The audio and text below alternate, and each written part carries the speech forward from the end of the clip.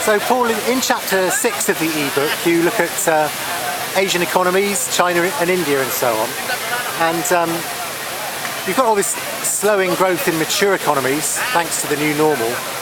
We're all pinning our hopes on Asia. Is that realistic? It is in a way, Will, but probably not in the way that most people expect. Where we are at the moment is there's massive confusion about key terms. So people talk about, oh, well, okay, I might accept that we're seeing a bit of slower growth in the West and everything else, but it doesn't really matter, because after all, middle classes in China and India, there are so many of them, they're so wealthy, they will carry growth on, and what we can't sell in the West will sell there, and so on. This will be a super cycle, and so on. But it's not true. It's a factual issue. When people talk about middle income in China, for example, or India, what they talk about is people who are earning between $2 and $20 a day. That's the middle income. In China, only 4% of the population earns over $20 a day. Put it another way around, the minimum wage in China is $6 a day. In the West, it's $6 an hour.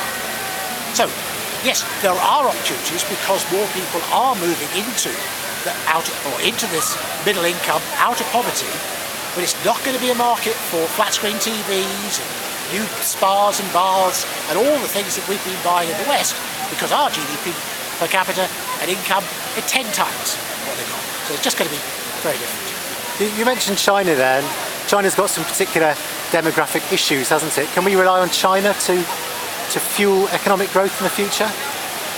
One of the stories about the new normal is the story of the demographic time bombs. So chapter 5 we were talking about 2/3 of all the population, all the people who've ever lived to be over 65 alive today. China, the demographic time bomb, is 400 million babies weren't born because of the one-child policy after 1980. So you've got a really severe shortage of young people coming into the labour market. Now, from 1980 to 400 million less. Therefore, of course, wages are going up like mad because there just aren't enough people in the labour force. Secondly, no social safety net at all in China. So older people, who is going to look after them? Not many children. And then India's got a huge population. It's got better demographics than China, you might think, and good growth prospects.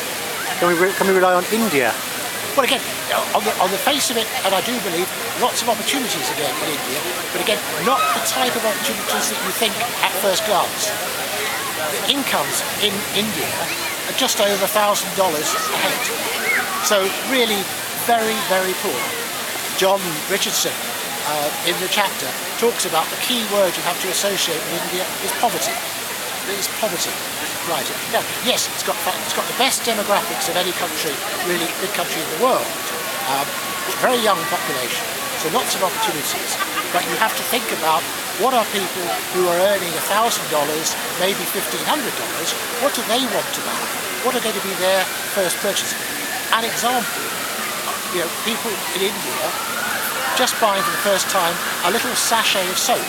The kind of soap that you or I might pinch, if you like, from a hotel bathroom in the West. That they can now buy for 1 rupee. That's a very interesting market because it's different blends of polyethylene. It's very interesting from a chemical company point of view, but it's not a flat screen TV. It's not advanced materials. It's clever, but it's got to be cheap. Thanks very much, Paul. Thank you.